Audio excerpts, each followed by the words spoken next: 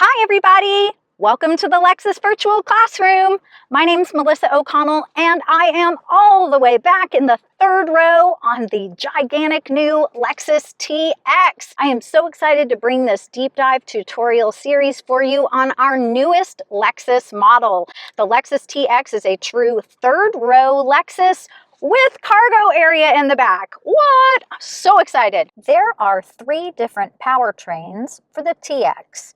The all-gas TX 350, the hybrid TX 500H F-Sport Performance model, and the TX 550H Plus. That's the plug-in hybrid electric version of the TX.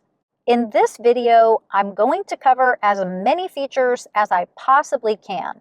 Some features are available or standard equipment on all of the different TX models. Other features are only available on certain builds. So if you're still shopping for a TX, make sure that you double check the vehicle specifications list so that you know that you're selecting the model that you prefer. We're going to do this deep dive in two parts, so make sure to check them both out. Don't forget to use the time-stamped index in the description below this video and most of our other long format videos. That lets you just jump through to different subjects if you prefer. And if you're watching on mobile, look for the word "more" somewhere below the video title. That will open the video description and you can scroll through the images of the chapters. Click View All if you'd like to see the chapters in list view. You can also see the full time-stamped index in the mobile format by clicking on More from above. In part one, we're going to start out by setting up your Lexus driver profile. This vehicle, of course, has the new Lexus Interface multimedia system, and it's really important to set up your Lexus primary driver profile before you start customizing anything, because there are a lot of different customizable features that are attached to your Lexus driver profile. Make sure to check out part 2 because that's where I will talk about all things Lexus Interface and some of our more advanced safety and convenience features like advanced park and the 360 camera monitoring system. In fact, we'll look at the entire center console and all of the features that are covered here. Let's go ahead and set up our Lexus driver profile. Make sure to note that the first profile that is added to a vehicle with Lexus Interface will be the primary driver profile. So if you're not the primary driver, then make sure to add the primary driver profile's Lexus app to the vehicle first.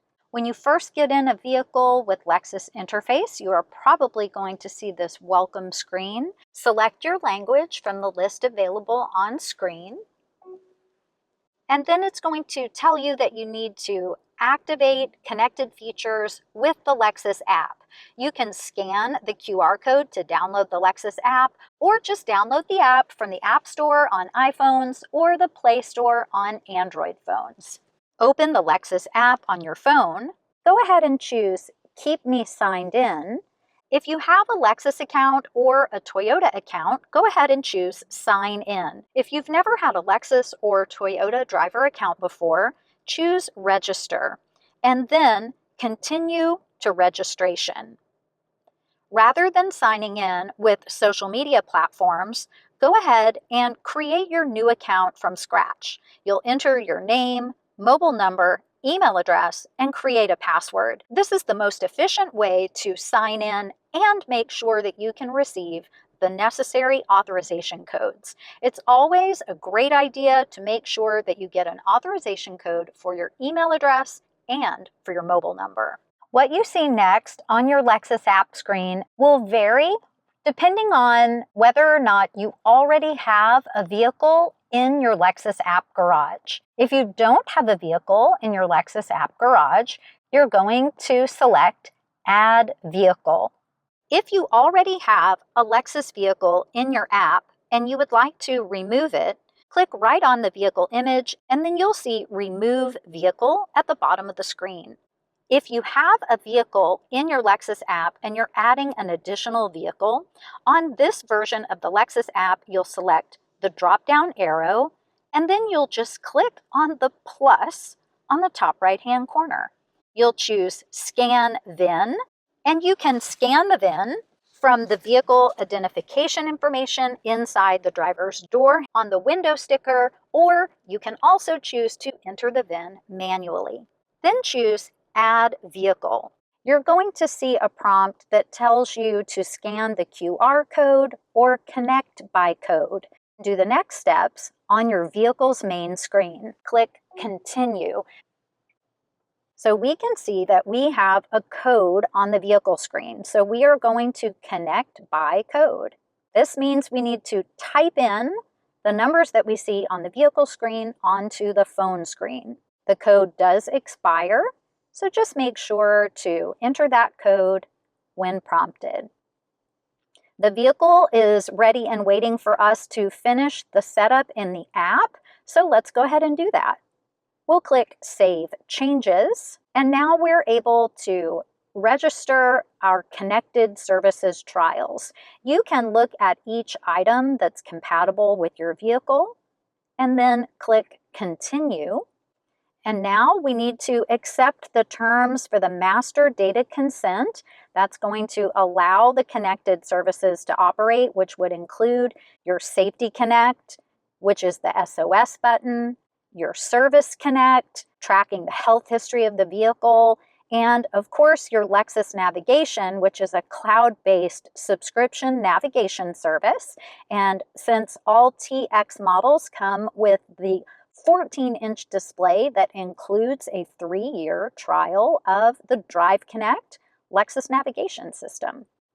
If you scroll down, you'll see the information to set up and connect Wi-Fi. That's the hotspot on the vehicle. If you choose to use the hotspot on the vehicle, you do need to set up Wi-Fi. That's going to be a separate account with AT&T. You do also have a small trial of 3 gigs of data or 30 days, whichever comes first. It is not required for you to activate the hotspot, so if you don't have passengers that are going to be using your vehicle's hotspot to operate their devices, you can just click Maybe Later and then Confirm. Check to see if there are any other items to accept, and if not, click Confirm and Continue. Congratulations, let's finish setup. If you have multiple vehicles on your Lexus app, note that your previous vehicle is still going to show. If you'd like to see the new vehicle that you just added or additional vehicles in your app garage, click on the drop-down arrow to see all vehicles in your app. So here's our new TX that we just added. And I can choose to make it my default vehicle for the Lexus app and then choose Select. So now it's going to switch my view from my previous vehicle to my new vehicle. I still have them both there. I can always click the drop-down menu and rotate from vehicle to vehicle. Just touch to go back. Now we finished the app setup on the phone. Let's finish setting up the vehicle. We'll click App Setup Finished. We have a welcome message on screen, and we're asked, would you like to pair for Bluetooth? Yes. Now that means I need to open Bluetooth on my phone. So locate the Bluetooth menu in the settings for your smartphone. For Android phones, you'll go to Connections or Connected Devices and locate your Bluetooth settings menu. Then follow the steps to pair your phone for Bluetooth and Android Auto. You can click Search for devices if your phone doesn't appear right away. And then you can choose your phone from the vehicle screen or the vehicle from the phone screen. Now we're going to click on things on the phone and the car, everything in the affirmative. Pair on the phone, OK on the car, allow for favorites and call history. And we'll just wait for prompts. Yes, we want to connect for Apple CarPlay. We are going to need to get Apple CarPlay permissions to come up on the phone as well. Use CarPlay, and we have one more CarPlay prompt, allow. When you allow for the apps to mirror from the phone to the vehicle screen, then your CarPlay is all set up. Android phones will set up in a similar way. Now that we have our primary Lexus driver profile added to the vehicle, we can do some additional customizations that are really important to do right away. If your phone is connected for Apple CarPlay, notice that you're able to see your entire Apple CarPlay menu as well as the stacked Lexus interface menu on the left-hand side. If you are using an Android phone, come to your apps, select Lexus, and then you'll be able to see the Lexus interface menu bar. Let's choose the settings gear. We're just confirming we've got our current driver, also the primary driver. So we want to make sure that primary driver is the correct person. Personal info. If your TX has the driver attention monitor, you'll see it here at the top of the steering column.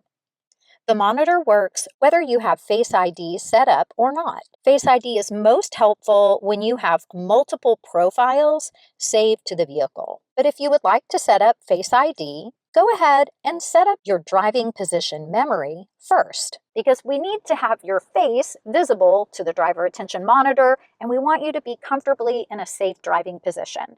So let's go ahead and adjust the seat. You can bring the seat forward, back, lower the hip point, raise the hip point, lower the front of the seat cushion, raise the front of the seat cushion, and on some models, you'll even be able to extend the front of the cushion, just giving you additional support for your legs depending on how tall you are.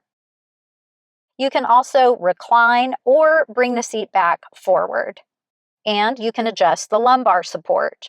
So when you're adjusting the lumbar, I'm not sure if you're able to see this, but you can actually raise and lower where that air bladder is going to fill, just to give you more support where you need it for your lower and middle back. Keep in mind that the lumbar support is not saved as part of the driver position memory setting. The steering wheel on the TX with driver position memory is a power tilt and telescopic steering wheel. That means you can move it away, bring it toward you, lower it, or raise it until it's in the correct position for you. Then set up your side view mirror position. You'll select L for left and R for right and use the touchpad to make your adjustments. If you have a head-up display, you can take the time to adjust that now, or you can adjust it later and resave. Once you have everything set for your driving position, we're going to push set, let it go, and your driving position number, button 1, 2, or 3.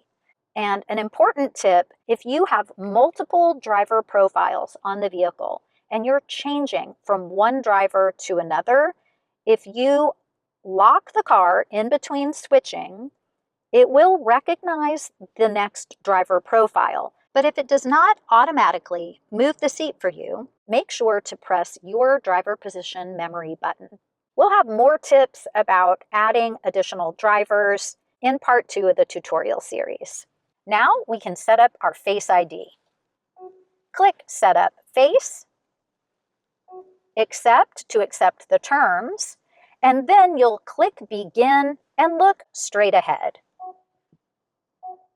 If you have trouble getting the monitor to see your face, make sure that you are sitting up and that your seat is adjusted properly. If you need to remove the linked Face ID, it sounds a little weird, but you'll click Remove Face, and then that will take out the Face ID that's been registered. Remember that Face ID does help the vehicle to connect to your driver profile, so it's great if you have it, might as well use it. The other item that's really important to set up is linking your key. Make sure that you have your selected key in the vehicle and all other smart keys outside of the vehicle. Just click on the toggle to link key. It will turn blue. If you do have multiple keys in the vehicle, you'll receive a message telling you that there are multiple keys in the vehicle and you need to remove those keys. This will allow your vehicle to very quickly and easily recognize your driver profile when you are unlocking the vehicle, especially from the driver's door. So just keep that in mind. Another important item to set up is your Lexus security PIN. It's a 6-digit PIN that periodically will pop up on the vehicle screen. If you've never had a PIN associated with your Lexus app, the app setup process is going to ask you to create a PIN. But if you're not prompted to make a PIN, that means your Lexus driver profile has actually had a PIN set up in the past. You can change that at any time. Go ahead and click on the profile icon on the top right corner of your app screen. Then select Account and open Security Settings. Once you're in Security Settings, you'll be able to select Set or Reset PIN. The app is going to ask you to sign back in to verify your identity. Just choose Confirm and follow the sign-in process. If you've allowed Face ID to sign you in, you'll be signed in automatically. If not, enter your email and password for your Lexus account. Then choose your new PIN. It can be a very simple PIN, and if it is, you're going to get a warning letting you know that you have a weak PIN, it's easy to guess, and you might want to change it. That's completely up to you. You will be asked to confirm the PIN, so just enter it a second time to make sure that it's been entered correctly. So I'm making a very simple PIN just so you all can see this as an example. Make sure to set or reset that PIN during your Lexus app setup process, because after your app or the vehicle has software updates, or if you've exited to guest mode, which is a great thing to do if you're valet parking, by the way, you'll need to know that 6-digit PIN in order to be able to reconnect your driver profile to the vehicle. Just select the driver profile that you would like. You'll get the PIN prompt on screen, and then enter your 6-digit PIN. My super easy PIN for demonstration purposes only. And then click Submit. It's going to check the PIN, tell me success, welcome me back to the vehicle, and you can see my sweet little kitty cat. And of course, you can customize that profile picture in your Lexus app. Now that we have the important Lexus driver profile details all set up, let's explore the rest of the vehicle. Taking a look at the exterior of the vehicle, the new TX has a brand new front grille design. There's not a large front logo on the TX. It's actually been moved up to the hood line, and the radar that used to be integrated into or behind the front logo has been moved up and out of the grille. You'll see two different layouts for the optional intuitive park assist system. The first option will give you 4 sonar parking sensors located across the front and 4 across the rear. If your vehicle also includes the advanced park feature, you'll have 4 more sensors, 2 on the front corners and 2 on the rear. So you'll have 6 parking sensors across the front and 6 across the rear. We'll take a look at how to use the advanced park system in part 2 of our deep dive tutorial series. If you don't see the round sonar sensors on the front and rear of the vehicle, then it's not equipped with the parking assist feature. If your TX is equipped with headlamp washers, you're going to see a cutout below each headlamp. Your headlamp washers are linked to the operation of your front windshield washer. Check out how this works. The headlights need to be on, either manually turned on or turned on automatically when set to the auto mode. Pull and hold, and you'll spray the front windshield, and your headlamp washers will operate. They'll also operate with every 5th pull of the headlamp washer stop after they've initially operated. 4, 5. The fuel door is located on the driver's side of the vehicle. Locate the button to open it just inside the vehicle, to the left of the steering wheel, and below the air conditioning vent. There's even a handy spot to hold the cap while you're filling up. After you secure the cap in place, make sure to close the fuel door until you hear a click so you know it's closed and locked. The charging port door for the plug-in hybrid TX 550h Plus is on the opposite side from the fuel door. It doesn't have a button to open it. Just make sure the vehicle is unlocked and then press to pop the door open. The TX plug-in hybrid is compatible with level 1 and level 2 charging. A wheel lock kit is also available. If you see a lug nut with a wave pattern, that's your wheel lock. The key is located in the cargo area with the other tools. You'll notice that the door handles on the TX are the digital latch style of door handle. That means the door handles are fixed in place. They're not going to pull open. When you place your hand in the door handle and it unlocks, then you'll just squeeze that touchpad and the door will be able to open. There is also a manual override lever just below the front edge of the door handle. When you're exiting a vehicle with digital latch, you don't actually need to pull on the door handle. You push.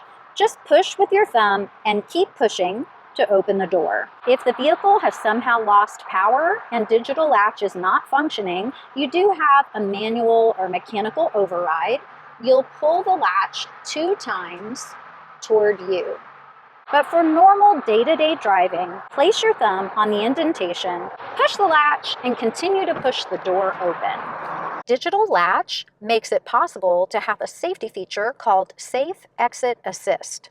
Using the new digital latch and the blind spot monitor sensors, the new Safe Exit Assist helps to look for passing vehicles and bicyclists before allowing a door to open. It was a very subtle beep, just a beep beep, and if you saw the indicator, it illuminated. You may also hear a message that says, "Watch for traffic." There are different alerts depending on whether the vehicle is still on or if it's been turned off. Once you turn the car off, the system is active for 3 minutes. Taking a look at the key fob, when you press the lock button 1 time, you'll lock the entire vehicle. And at night, if you press the lock button 2 times, you'll lock the vehicle and turn off the headlights as long as the headlights are in auto mode. Press the unlock button 1 time, you'll unlock the driver's door only. Press a 2nd time and you'll unlock the entire vehicle. You can also lock and unlock the vehicle in the Lexus app. You can also use the lock button to remote start the vehicle. You do need to be about 30 feet from the vehicle with a clear line of sight. You're going to press, press, press and hold. Just keep holding until you see your indicator and daytime running lights flash. Once you see the indicator lights, your daytime running lights flashing, you can go ahead and let go of that lock button. And if you have a vehicle with a gasoline engine, you're going to hear the vehicle start. If it's a hybrid model, it's going to be very quiet, so you just want to keep a lookout for those indicator lights. If you've remote started the vehicle, it's going to run for 10 minutes. When you go to enter the vehicle, it is going to stay on for you, and it's going to tell me that I need to apply the brake and push start. So it'll say not ready to drive, press brake pedal and push engine switch to start. So I'll apply the brake, push start, I'm ready to go. Now I can shift into drive. And remember, even though you can remote start from the key fob, most people prefer to use the remote start feature in the Lexus app because you don't have to be in close proximity to the vehicle. You just need to have a cell signal to the vehicle and a cell signal to your mobile phone. Make sure that your vehicle is locked, sign in to your app, and look for the remote start controls on the lower section of the app. And then you'll touch and hold where it says start. Just hold for about a second. It's going to connect to the vehicle, and then it will remote start your TX. You'll also see notification right on your Lexus app letting you know that the vehicle has started, and you'll see a countdown clock in the remote start button. The key fob also has an alarm button or a panic button. If you press and hold, it will sound the alarm on the vehicle. If you're using the alarm button to locate your vehicle in a parking lot, I suggest using the Find Last Park Location feature in your Lexus app. you'll see the last park location information at the top of the screen. Just click on it and you'll be able to get directions. Now let's come back to the power back door button. You can press and hold the power back door button to open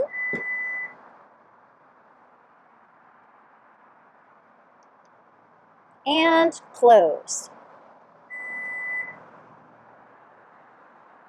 And if you're walking away from the vehicle, make sure to then press the lock button so that you know your vehicle is secure.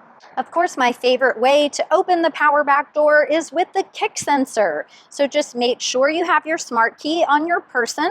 It could be in a pocket or a bag, but you do have to have it with you because the kick sensor is also part of the smart access system. You're going to kick on the TX right in the middle unless you have a tow package. If your TX also has a tow package, you're going to kick just to the left. Without a tow package, just kick and step back right in the center of that bumper. Kick to open, kick to pause, and kick to close. So the new kick sensor system is a little more forgiving. If you waggle your foot a bit and you manage to step out of the way, it's probably still going to open for you. But if you're not having much success with it, just make sure that you kick and step back. Don't hold your foot underneath and don't wave it side to side. If you hold your foot under the bumper too long or you don't step out of the way, the operation will cancel and you'll hear a double beep. One beep means it's seen your foot. The double beep means it's canceled. That's because it's actually looking for you to move your foot out of the way.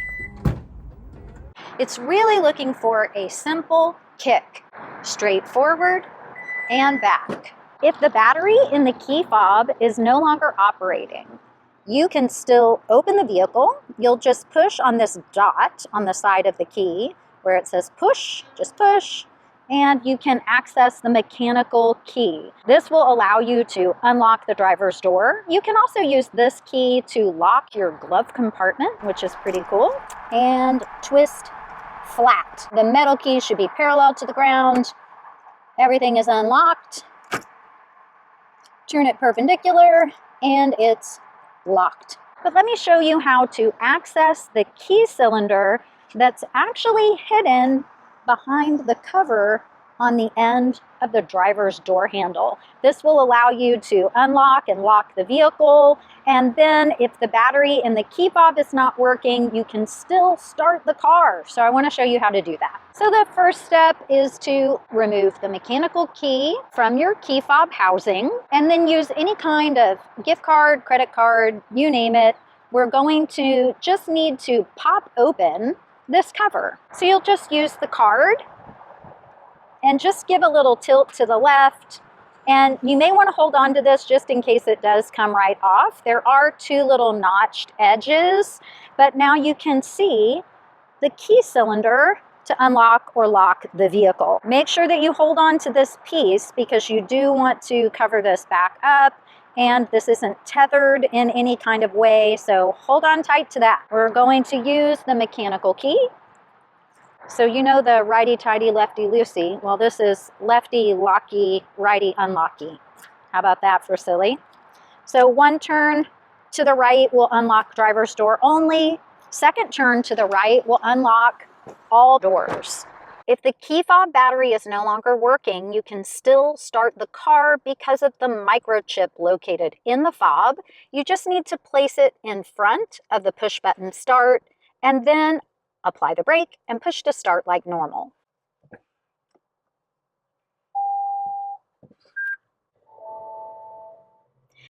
It's also possible to lock the vehicle with the engine running using the mechanical key.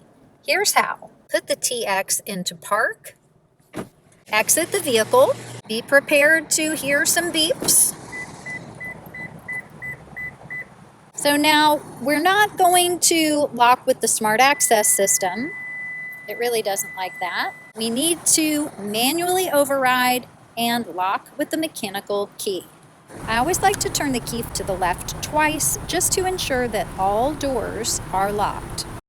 Because we are not using the electronic part of the key, you may not see your auto-folding mirrors fold in. So don't panic, but your vehicle is secure. Keep in mind that when you manually lock the vehicle, you also have to manually unlock the vehicle. The smart access system has been overridden. So just place the key in the key cylinder, to the right once to unlock the driver's door only, to the right a second time to unlock the entire TX. Your engine will still be running. Now, if the battery on the vehicle is not working, you'll still use this mechanical key to unlock the vehicle, but you will not be able to use the digital latch to open the door handle. You're going to unlock the door, then use this emergency mechanical latch. Just pull toward you and then open the door. When you're ready, you will need to contact roadside assistance. When you're ready to put everything back together, you want to replace the cover for the key cylinder. Remember that there are two pieces, and insert this back piece first. Once that's in place, just snap down and you're all set. And then make sure that you return the metal key to the key fob housing. To lock and unlock with the smart access system, just make sure that you have your key on your person. It can be in your pocket or a bag. And to lock, touch the indentation on any of the 4 doors. To unlock, put your hand in the driver's door handle. That's going to unlock the driver's door only. That is a customizable feature, but if you would like to leave that on as an additional safety feature, you can always just touch inside any of the passenger doors and it will unlock the entire vehicle for you. Another neat tip, if the TX is locked and you place your hand in the driver's door handle, just hold for 2 more seconds, and now I've unlocked the whole vehicle. Check that out one more time. Lock. I'm going to put my hand in the driver's door handle. The first beeps you hear are the system unlocking the driver's door only. But if I wait just 2 seconds more, it'll unlock the entire vehicle for me. Driver's door, all doors. Nice and easy. The TX has a feature called Rear Seat Reminder. Ultimately, it's a child safety feature, but it's also just a great reminder to have on in case you've placed items in the back seat before your drive. It just gives you an indication to check the rear seat before you exit the vehicle. Here's how it works. If I open a rear door, close that door, hop in, start up my TX, and go for my drive. When I'm ready and I turn off the vehicle, I will see attention, check rear seat, show on my display. That means I should check what's in my back seat. However, if I don't do that and I lock my car without opening back doors, here's what happens. 9 beeps, lots of beeps. Just one more way to try to get your attention. Hey, you opened those back doors before your drive and you didn't open them after your drive. If that's something that bothers you and you would like to turn that off, you'll turn it off in settings. Select the gear, scroll down to Vehicle Customize, scroll to Utility, and then toggle Rear Seat Reminder to off. However, if you leave Rear Seat Reminder on and you open a back door, then go for your drive, when you turn it off, you'll have that check rear seat that shows on the multi-information display. But if I open the back door, so I am checking my rear seat, making sure I have everything that I need, when I lock the vehicle, I don't get a million beeps, I just get one. Some other great buttons to know about are the lock and unlock touchpads that are located here, just near the backup camera. The large touchpad will let you unlock and open the power back door.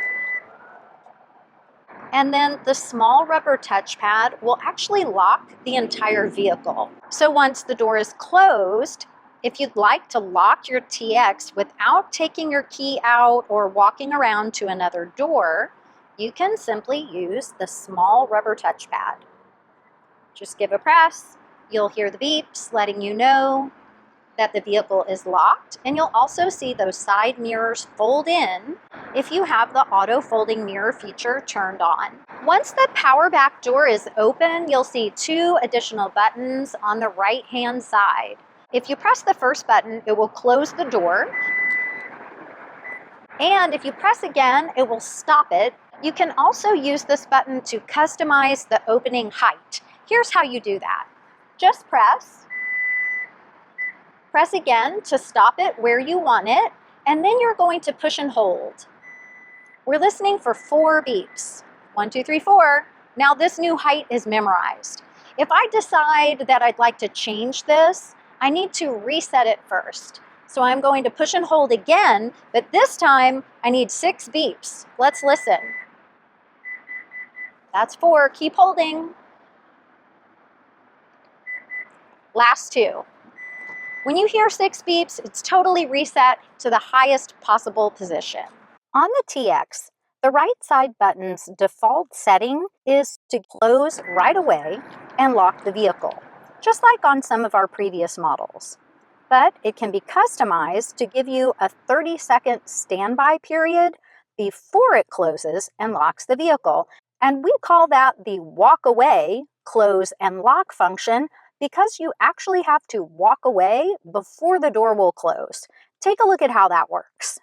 That does exactly what it's called. You have to walk away after you push the button in order for it to close the door and lock the vehicle. Press the button. It's going to keep beeping. I have 30 seconds to gather my things and walk away.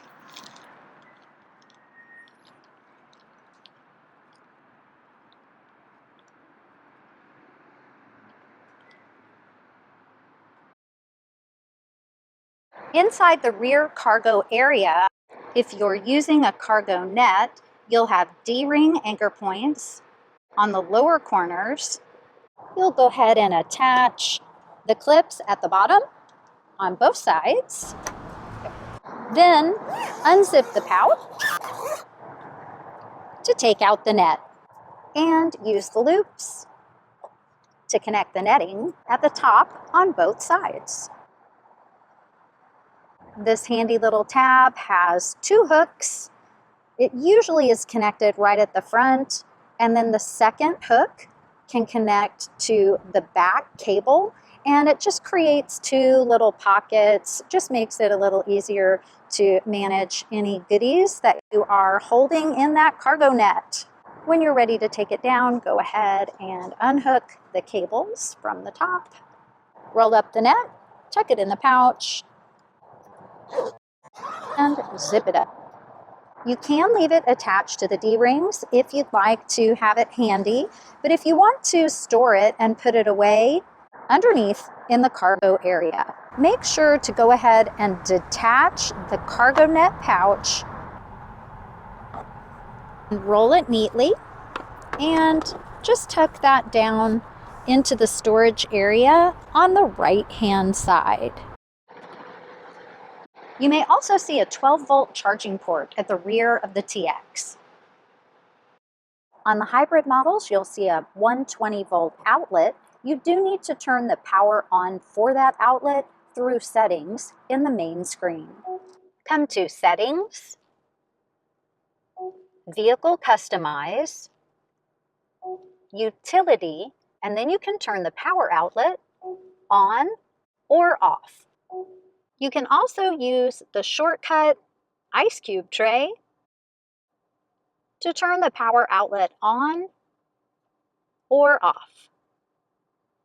Inside the cargo area, you'll see a fabric sleeve cover that's for the second row removable cup holder setup. You can lift up on the cover and just have easy access to this lower storage area. But if you need to remove things, go ahead and either completely take out the cover or leave those tabs in place at the bottom and then use this support cable. So you'll just unhook it, unwind it, just place it somewhere around this edge and it'll stay in place for you and you can work hands-free. When you place the hook up top, just make sure to go over this foam trim piece so that you can take great care of it. When you're ready to remove the support hook, make sure to lift all the way up and over to protect that door seal material. Then you can put the cable back and be ready for next time. You even have a storage area for the tonneau shade right in the back. You'll also see the jack, and taking a peek under the tonneau shade and you'll see additional tools for changing a tire and the key for the wheel lock kit. Accessing the spare tire takes a few more steps. You are going to want to completely remove the felted cargo cover. I also recommend removing the tonneau cover just so that you don't have any additional weight in this lower tray because it does need to come out. If you're just doing this to check it out, you can leave the tools and jack in place, but if you are changing a tire, go ahead and take your tools out now. If you're like me, the first time that you've looked back here, you probably wondered where the heck the handles are to remove this lower cargo tray. Well, guess what? They're kind of covered up. So take a look on the right-hand side of the vehicle. You need to remove this right side cover first. Just lift up. You'll see even this vented section gets removed. Make sure to note that you're not going to remove the other side.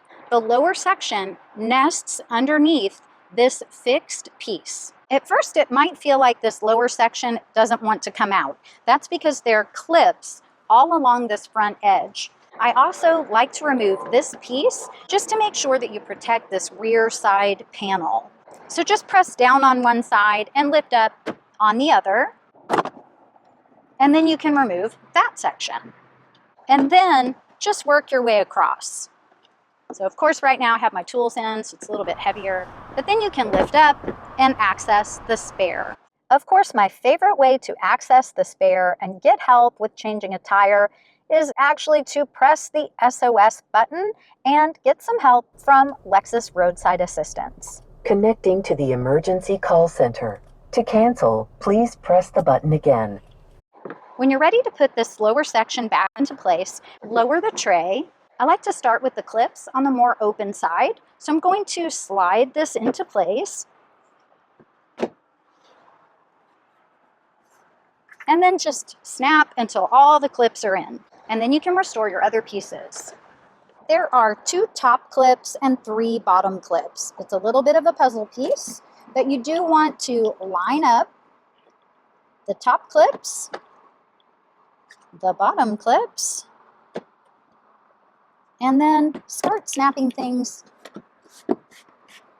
right back into place. When you put the vented section back, you'll see that there are tabs at the top and 2 tabs on either side. Just slide the top tabs into place and snap in at each end to secure the lower section. To remove the tonneau cover, just lift up on the side that's open because it does tuck in on the other side. So you'll need to just slide that out and you're good to go. To put the tonneau shade or the luggage cover into place, make sure that you fold the 3rd row seats, remove the luggage cover from the rear storage cargo area, and then place it inside the vehicle with the handle facing the back because we are going to install this and then pull the shade into place. Let me show you how this works. You're probably going to need to climb aboard the TX one way or another. So either climb through the cargo area or access this by tumbling the 2nd row seats forward. That's what I'm going to do. So I am inside the TX where the second row seats normally are, but I have moved them forward so that I can easily install this luggage cover. Now, a lot of people will either never use the third row or rarely use the third row. So maybe you'll put the luggage cover in place and just leave it there. Or maybe you're somebody who will rarely use the luggage cover, so you'll just leave it in the storage area. So I will say, this is not difficult. It just requires some finagling. So let's check this out. Keep in mind that the luggage cover stores in its most compact way, so each end is spring-loaded. So what we want to do is we want to carefully bring the luggage cover in place kind of near where you're going to install it, and then carefully press the button to release. I say carefully because it is spring-loaded, so it pops out pretty quickly, but now we can install one end and then do the same thing on the other side. Come with me. If you're like me, crawling around inside the TX, be careful. Okay, remember that this spring loading does kind of pop out pretty fast, so I would hold tightly and don't let this open against windows or anything like that. And I'm going to push toward the left. So see how this can retract because the other side is already popped open? I'm going to push toward the left just to get a little more space, and then slowly allow this to open up and slide in. Now let's open up our shade. For that, we got to go outside and to the back of the vehicle. It's a good idea to have your seat belts tucked away in those seat belt holders, and then you'll need to reach in and grab the handle of the tonneau cover. For me, that means I actually have to climb aboard. Then I like to bring this down rather than up, just so that I protect the side surface. Bring it out and up into place.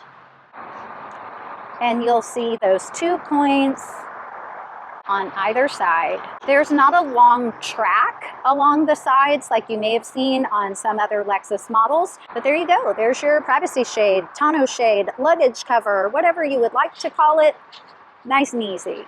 When you're ready to put it back, just grab the handle, pull toward you, bring it down to clear those notches, and slowly let it retract back into place. When it's time to put the entire tonneau shade back in the storage compartment, go ahead and retract. So just press to one side or the other. Once that snaps into place, you're going to do the same thing on the other side, just making sure that it's in its most compact form. And just bring it down where it's easier to reach from the back of the vehicle. And then when you're ready to put it back, start with the recessed side, and then you can tuck it back into place. If you see these buttons at the rear of your TX, you have power folding third row seats. Just use the L for left and the R for right, pushing down to fold the seats down and up to raise them back up and into place. After you hear the 2 beeps, you can go ahead and let go of the button. The headrest will fold. You'll hear the seat retract, and then it will fold flat. You'll hear 2 additional beeps once it's complete. There's no need to hold the button down. As long as you hear those 2 beeps, it will continue the operation for you.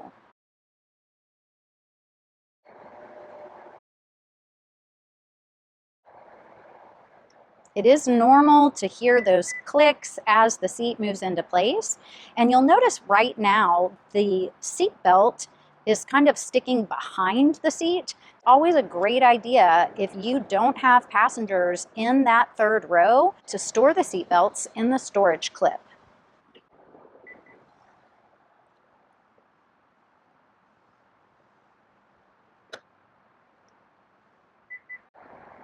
And you can do the same thing on the other side.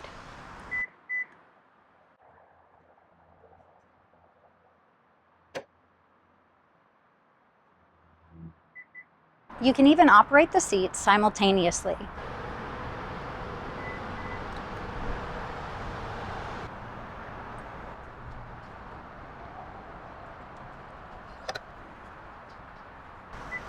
And if you have third row passengers, make sure to put headrests back into position. With power third row seats, you can also easily operate the third row without even having to open the rear door. You'll see buttons just inside the second row, right side passenger door, just like the buttons located in the rear cargo area. They operate in the same way: R for right, L for left. Push down to fold the seat down, and up to fold the seat up. If you stop the operation of the power seats, you're going to hear an alert. It will time out, but it is pretty loud, so just be aware of that. If you need to reverse the operation, just push the button to stop. You'll hear the seat alarm, and then push the button to operate the seat, either up or down. You can also control power-operated seats from the front main screen. Select the Vehicle Features icon, Seat Controls, and then you can either choose Fold All or Fold a specific seat. And we'll explore this more in Part 2. With a manually operated third row, you won't see buttons on the left-hand side of the rear cargo area. You'll see straps attached to each rear seat. The strap does have a small piece of Velcro so that you can secure it to the carpeted fabric behind the seat, and that just keeps it neat and kind of out of the way. If you have manually operated third row seats, to fold them down, just use the lever on the outside top edge of that seat. You don't need to fold the headrest down separately. It's going to do it for you. So just lift up on the lever and then start to rock that seat forward. The headrest will fold, and then you can fold the seat down flat. When you're ready to put the seat back up, just reach in, grab the handle of the strap, and then pull toward you. Lift the seat up and into place, and then lift the headrest up and into place. You'll do the same thing on both sides if you're using both third row seats for passengers. If you have third row passengers hopping in and you forgot to put the seats back up, not to worry.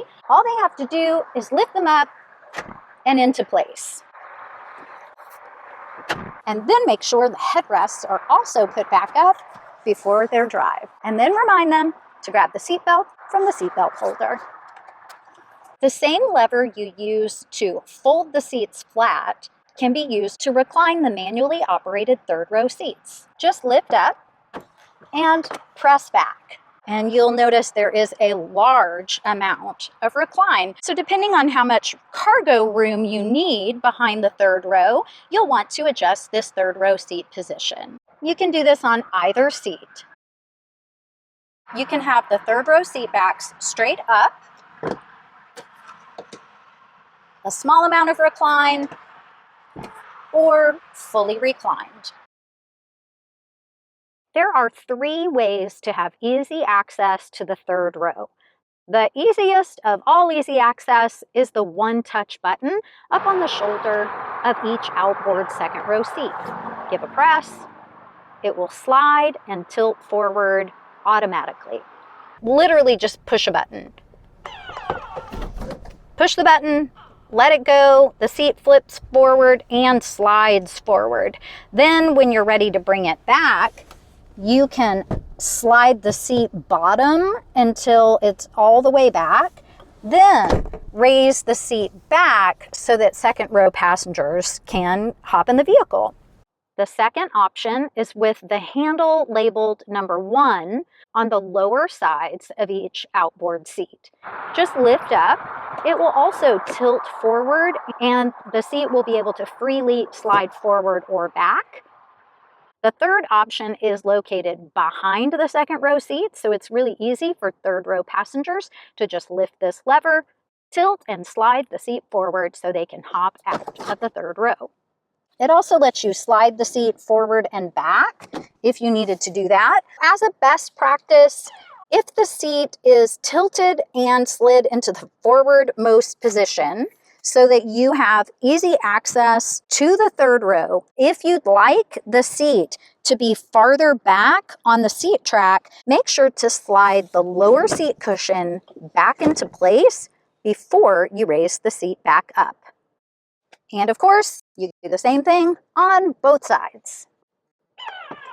One touch easy access. Really simple to get in and out of the third row. Slide it back, lift it up.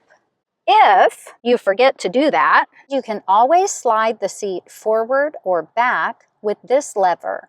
If you don't have third row cabin passengers, it's a great idea to secure the seatbelt strap and clip so that they don't rattle while you drive. So just raise the clip up, slide the belt into the holder and the clip down into place. And then it's just going to keep that nice and flush and clear and out of the way for if you're folding the third row down.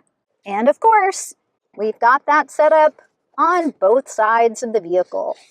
Third cabin passengers on each side of the third row have USB-C charging ports, and the housing for these third row USB-C charging ports makes a great handle when you're climbing aboard. Tablet or phone storage. Third row passengers can adjust their level of seat recline right at their fingertips. Just press to recline or raise the seat forward. So you might need to have the seats in their most upright position to maximize the cargo area behind the third row if you do have passengers in the second and third row. And a cup holder and additional cup holder or storage area. And you'll see this setup on both sides of the vehicle. A neat detail about the cup holder and storage cubby setup is that the removable cup holders that you'll see at the front of the vehicle and the optional setup if you have second row captain's chairs, these cup holders are removable. You'll just press the button that says unlock, and then you can remove them, and they are interchangeable. They fit in these side sections in the third row, so you can have more contained cup holder space on either side if that's the setup that you prefer. And if you really like this, you can actually buy additional or replacement cup holders if you need to from your Lexus dealership.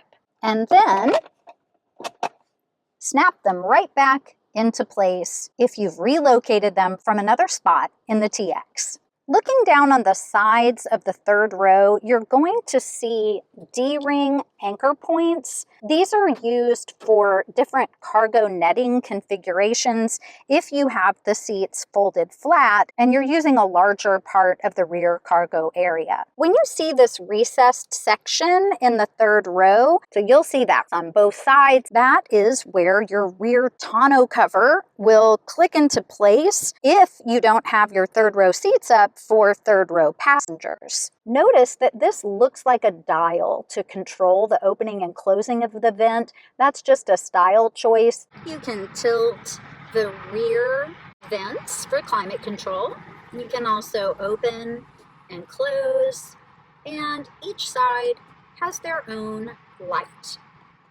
Just press the button to turn it on and off. Down here, below the third row seats, you have this fabric cover that is Velcroed to the bottom carpeted area, and you have access underneath the third row to retrieve lost items and the occasional stray French fry. Now here come all my safety warnings. Yes, you can do this. It does not mean you should. There are a lot of moving parts. There are electronics. So if you do have to explore underneath your third row seat, be very careful, or please ask your Lexus service technician to see if they could help you out. When you're ready, you can put it back. If you lay it down flat, it's not going to line up well.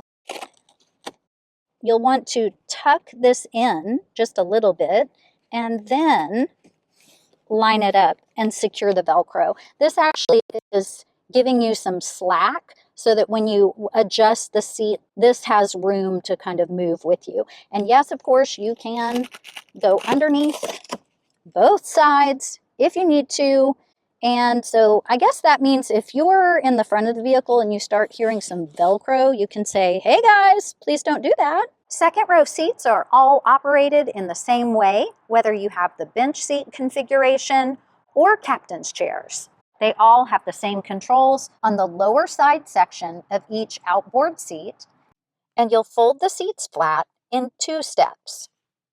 Lift lever number 1, the seat will tilt and start to slide. Then lift lever number 2, and the seat will fold flat.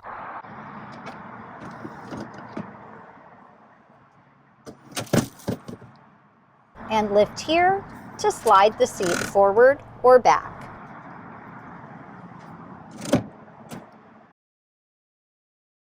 The second row has sunshades in each door. Just lift up on the tab and place it on the 2 hooks at the top of the window frame.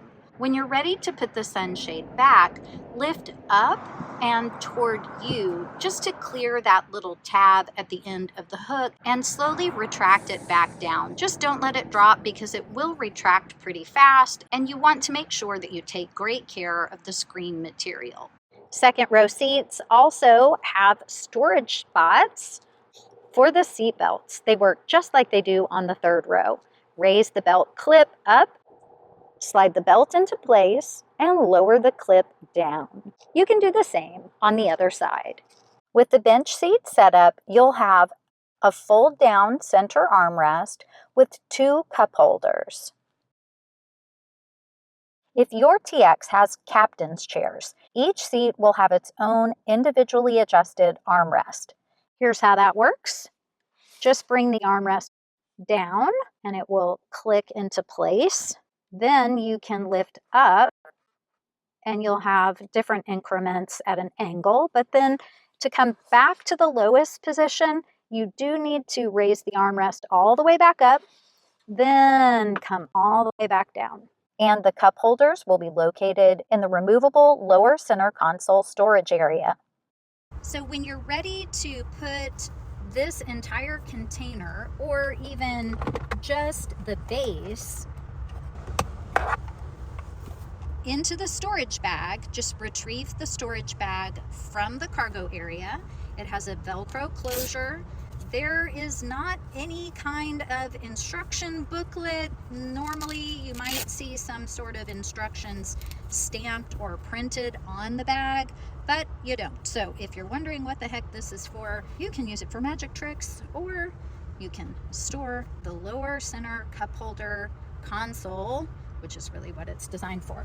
So locate the catch that's at the front. So the back has a handle section, but the front has a little catch that you just press, lift up, slide it out, and then you can put the tray in the bag and store it wherever you would like.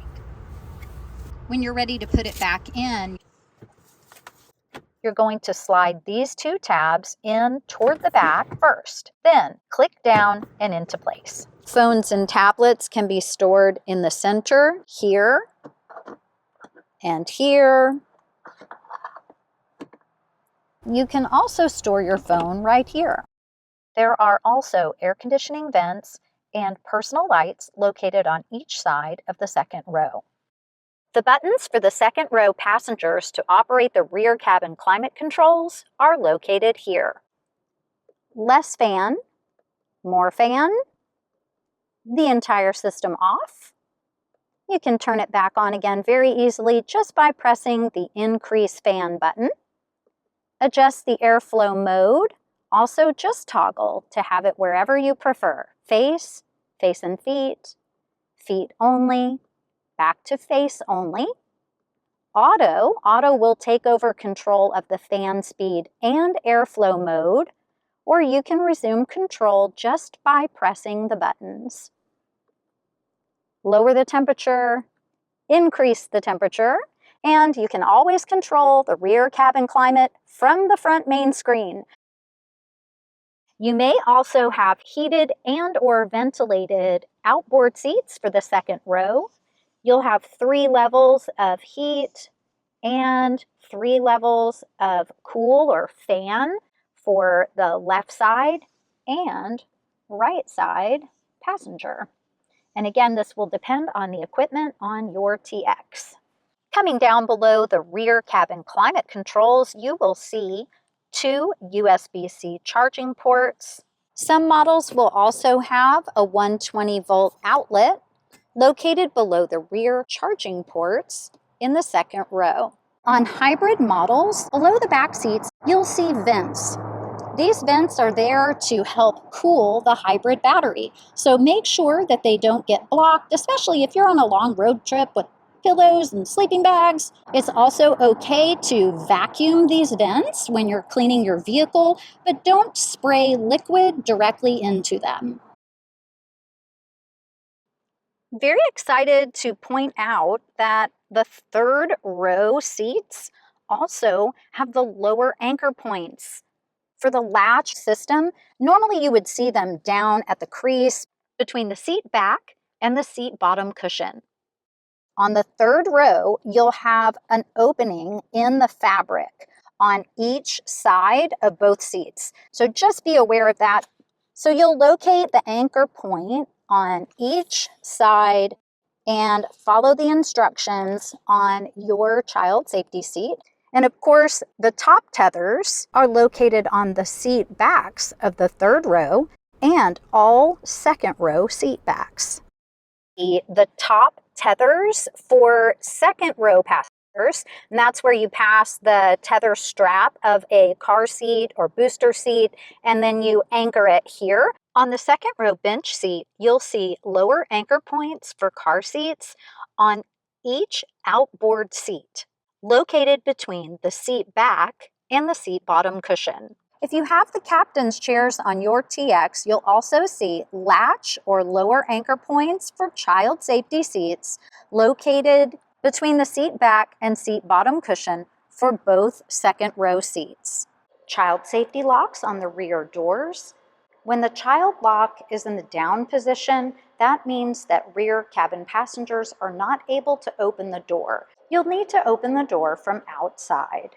Now let's take a look at the front cabin. If you haven't set up your driver profile yet, make sure to jump back to that section at the beginning of this video before making customizations. Looking at the buttons inside on the driver's door handle, you can power fold the mirrors in or out. If you have folded the mirrors in, I always like to use the auto feature to open the mirrors and turn back on the auto mode. That means your mirrors will fold in when you lock the vehicle. So you'll want to make sure that you see a little green light on the auto button. To adjust your mirrors, just choose L for left or R for right, and then use the touchpad to put them in the position that you prefer. If you have driver position memory on your vehicle, make sure to resave your driver position memory if you've adjusted the seat, steering wheel, or side mirrors. Another important detail about the left and right selectors for the side mirrors is that if you have one selected, so if you have a light on either L or R, when you put the vehicle in reverse, the mirrors will tilt down. That feature can be programmed. Apply the brake, place the TX in reverse, and then adjust the mirrors where you would like them to be when you are reversing. Press the P for park. The mirrors will adjust back up to your normal driving position, and the next time you put the TX in reverse, the mirrors will tilt down. If you don't want the mirrors to tilt and reverse, just deselect so that you don't have a light on for either L or R for the left or right mirror selectors. Unlock and lock. Notice that the lock button does have a small green light, but there's not a sound when you lock the vehicle. So you're not going to hear any kind of mechanism lock into place. It is very quiet. So that does take a little getting used to. You're going to just want to double check and make sure you've got that little green light on. Coming down for our window operation, and you can lock out the passenger operation of windows. Just press again to deselect. If you don't have a light on this button, that means anyone can operate their own windows. And coming up to the odometer and trip meter button. Just push and release, and you'll see the information change on the left-hand side of your display. Trip A, trip B. When you see a wrench, that indicates how many miles you have before your next oil change. Pressing one more time and you come back to your main odometer view. If you are on trip A or trip B, you can press and hold and it will zero out that trip. And you can increase and decrease the brightness of the lights on your instrument panel. When you look at this little item here, it looks like a button, but it actually doesn't do anything. It's letting you know these arrows adjust the lights, that's a teeny tiny light, of your gauge cluster. Increase, press up, decrease, press down. And you'll see that on your display, arrowing down, down, down, down, down, down, down. So you can get it pretty dark and nice and bright. And just below, you have the button to open your fuel door and open or close the power back door. If you press the power back door button and it does not operate the power back door, you might need to unlock the doors. And that message will appear on your multi-information display. Coming down just a bit for our optional driver position memory feature. Make the adjustment to your seat, steering wheel, and side mirrors, and even your head-up display if your vehicle has a head-up display. Then you'll press Set, let it go, and your selected number. Keep in mind that your driver position is also linked to your driver profile, so make sure that you have your driver profile set up before you save your driver position memory. If you've saved driving positions before setting up your profile, just save them again once your profile is linked to the vehicle. And coming down, we have a nice little storage cubby. Coming down again for the manual release for the hood. And coming over for headlight operation. We are going to be able to operate the lights with the dial on the end, and we want this indicator, this dash mark, to be on whatever we choose to select. Most people prefer to leave the headlights in the auto mode so that they can come on automatically when it begins to get dark and then turn off automatically when it's light. But you can manually turn your headlights on by twisting the selector all the way to the top. Come down one for daytime running lights or parking lights. Coming down again to auto. And twist all the way to the bottom and you'll turn everything off. It says DRL off, meaning daytime running lights off, but in this case, everything is off. If you turn your headlights on manually, you will need to turn them all the way off or to auto so that the headlights will turn off after you've exited and locked the vehicle. This next selector is for fog lights. Just twist up, and when your low beams are on, your fog light will also come on. When this selector is set to off, that means your fog lights will not come on. We also have automatic high beams on the TX. Just push a button on the end of the stalk and you'll see a light come on for the automatic high beams. Your indicator for low beam headlights and automatic high beam headlights. If we have the fog light set to come on when the low beams come on, you'll see the fog light indicator here. If you are manually operating your high beams, if you pull the stalk toward you, you will flash your high beams. You'll see the fog light indicator turn off and the high beam indicator turn on. If you press the entire headlamp stalk forward, you'll see the high beams come on and stay on until you pull that stalk back into your normal low beam or automatic position. Coming over to our windshield wiper operation. When you see this list of information on the left-hand side, that indicates the mode that's active for the windshield wipers. It's all about adjusting the position of the wiper stalk. So if we bring it up once and drop it, That's missed. So that means it's just going to do one swipe or more times if you keep holding it up. And it's going to drop down to the off position. To turn on your automatic wipers, you're going to bring it down one more click. So we've gone from mist to off to auto. Once they're in auto, we can adjust the sensitivity of the automatic wipers with this dial. At the top, they're the most sensitive, so that's going to take less water to get them to operate. If you feel like they're operating too soon, just come down a little bit. All the way at the bottom is the least sensitive. The main thing to know is that you do not have to try to line up this dash mark with the word auto. This entire dial applies to the auto mode. So the first thing to do is put your windshield wipers in auto mode.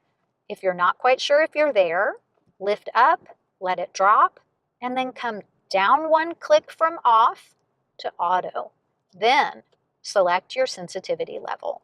If you'd like to manually take over the front windshield wipers, you'll use that whole stalk again, and you'll come down, one for low, all the way at the bottom of the position for high, up to low, up to auto, all the way off, mist, dropping back to off.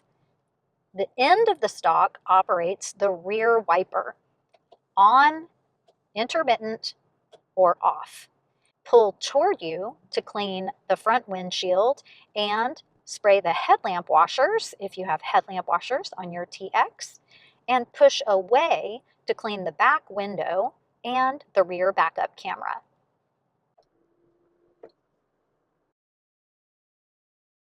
There are two different steering wheel possibilities on the TX. One for TXs with a head-up display and one without. You can also get a highly customizable 12.3-inch multi-information display with or without the head-up display. There are a lot of similarities between the different setups because the information on your instrument panel is going to be similar, if not identical, no matter which package you have on your TX. We're going to start off with the buttons on the right-hand side of the standard steering wheel. This is going to apply to TXs with either version of the multi-information display. In this next section, you're going to see footage with the standard multi-information display and the customizable multi-information display. But I will show you how to customize that optional display in just a few moments. But if this is what your steering wheel looks like, then follow these next steps for how to use cruise control on your TX. The new cruise control system is on in standby mode. When you are in drive with your seatbelt on and you get to the speed that you'd like to cruise, just press the cruise button, and the speed will be set at the speed that the vehicle is traveling at that time, as long as you're going over 19 miles an hour. You can then increase or decrease your speed. You can cancel by tapping the cancel button or the brake, and then you can resume with the resume button. If you'd like to change the following distance for adaptive cruise control, you'll do that here. Just press the button to adjust through 4 different lengths of following distance. You'll see the indicator change on your display. The following distance is like a buffer zone between you and the vehicle traveling in front of you.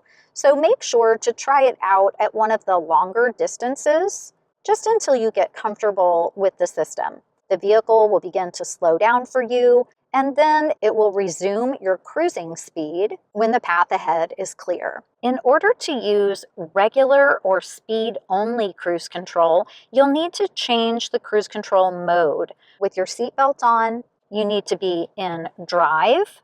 Right now, we have adaptive cruise selected, ready and waiting. In order to change from adaptive cruise to speed-only cruise, we're going to use the mode button. So once you press that mode button, it will tell you what mode you're in currently. Right now we're in adaptive cruise. So just press it again, and you'll see the icon change and the cruise mode change to cruise control. What that means is speed only. So you'll see the arrow pointing to a specific speed on a speedometer. That's what that icon is. And it's telling you to push the cruise button to activate. If you're not driving at least 19 miles per hour, it's not possible to activate speed only cruise. So just make sure that you are driving at least 19 miles an hour, and then you'll be able to press that cruise button and set your speed.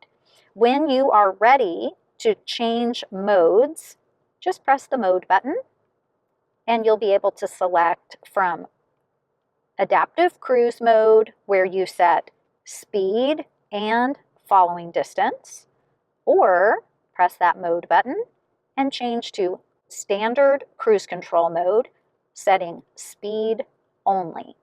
If you're not sure which mode is active for cruise control, you can either press the mode button and it will tell you, or you can look at the icon in the icons that are lit in white on the bottom right-hand side of the screen. Also, in our driving assist information on the right-hand side, we have our lane trace assist button. This is part of the lane monitoring system. The icon will show on screen when it is on and ready. It's going to be in white. If you press the button to turn it off, notice that lane trace assist is off, but lane departure alert is still on. So if you wanted to turn all lane monitoring off, you need to come to your shortcut menu, swipe over to driving assist, and turn off or on lane departure alert. I recommend leaving those on. When you see the lane markers, if they show gray, that means the system is in standby mode. If they light up solid white, that means the system is seeing the lane markers. When it lights up in green, then you know the system is operating. Correction. If you see yellow or a yellow-orange color flashing, that means you're getting a visual alert that you are veering out of the lane without using your blinker. You're going to get a visual correction. You may feel a vibration in the steering wheel. You may hear an audible alert. You're also going to see a little steering wheel symbol. This little thing that looks like an alien with headphones on is actually an icon showing hands on a steering wheel. When it is green, that means the system is operating. If you use your blinker, you will override this system because the vehicle knows that you are intentionally choosing to leave the lane.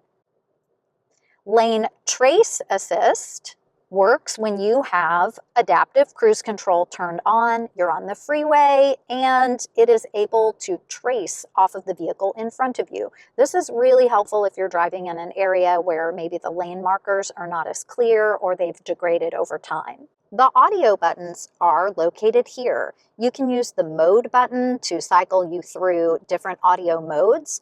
You'll see that audio source change on your multi-information display. Depending on the screen you're viewing on the multi-information display, you'll either see your audio source information pop up and then fade out, or it will stay on screen if you've selected audio as your menu view. Just press the button to cycle from FM to AM, press again to Sirius XM, press again, and it can connect to audio from your phone. Just continue to toggle through all available music options, including 2 streaming music subscription services, Apple Music and Amazon Music. And cycle back. Just press and release the mode button until you have the source that you would like. Depending on the type of audio you're listening to, you can also pause or mute that audio by pushing and holding the mode button. You'll have an indication on screen letting you know if the audio has been paused or muted. Push and hold again to play. The arrows will allow you to move through your favorite stations that you've saved to your driver profile. Just use the arrows, either left or right, to move you up and down your favorites list. You'll see that information on your multi-information display and on your main screen. Coming over to the left-hand side of the standard steering wheel, if you have the standard multi-information display, you're going to operate that with these arrow buttons and the OK button. In this layout, the multi-information display is on the left-hand side, and you have a large center gauge cluster. And you have additional fuel information and oil information on the right-hand side of the display. The clock is at the top and the outside temperature. There is a lower section of driving assist and safety information. This is where a lot of different icons will appear, and you'll even see your odometer and trip meter information. To make selections for the multi-information display, you can move left or right, and in some screens, you can move up or down. You'll actually see a slide bar with arrows, just indicating that there are additional screens. You do have to operate those arrows in order to see the slide bar. So if you are looking at the information menu, for example, and you don't operate the up and down arrows, after a few seconds, that slide bar will just hide. But just use the up or down arrows and then it'll come right back. So you'll see it's just a big loop of information. Let's start with the information menu. We're going to use the down arrow button to move through the different screens. This is your first fuel economy screen. If you arrow down, you'll see drive information screen for average speed and elapsed time. Arrowing down again, and the third screen is probably the most popular. It has distance to empty, so your fuel range, how many miles are approximately left for this particular fill up. Arrowing down again to the eco indicator monitor. Arrowing down, and TXs with turbocharged engines will have a turbo boost gauge. Arrowing down to the G-force monitor. You may see this on your TX. Arrow down for the gear position screen. Keep in mind that not all screens are on all versions of the vehicle, so if you don't see a screen, just keep scrolling to see what's available on your vehicle. Arrowing down, and the last screen in the list is actually a blank screen, just in case that's your preference. But you can arrow down again and you'll loop right back to the top. And if it were me, I would probably give a few more clicks on that down arrow and leave it on the distance to empty screen. And arrow to the right for the compass or navigation information. Arrowing to the right again for our audio screen. When your audio system is turned on, you're going to see more information here about whatever you have playing. And arrow to the right again for our driving support screen. This is where you'll see cruise control information and information about the lane monitoring system, all in a larger format view. Otherwise, that information will show in a smaller layout below.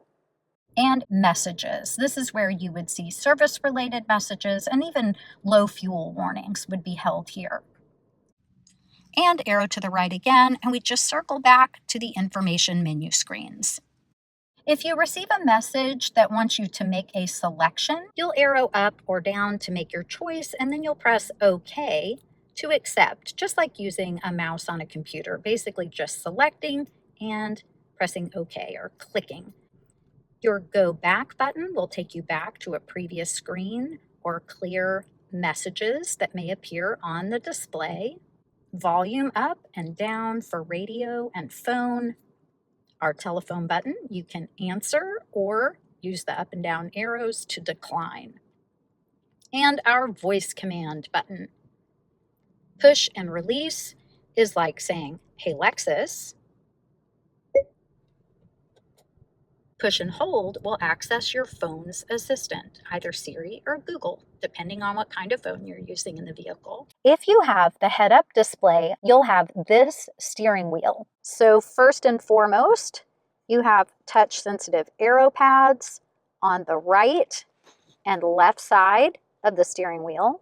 You also have buttons that have specific functions on each side of the steering wheel.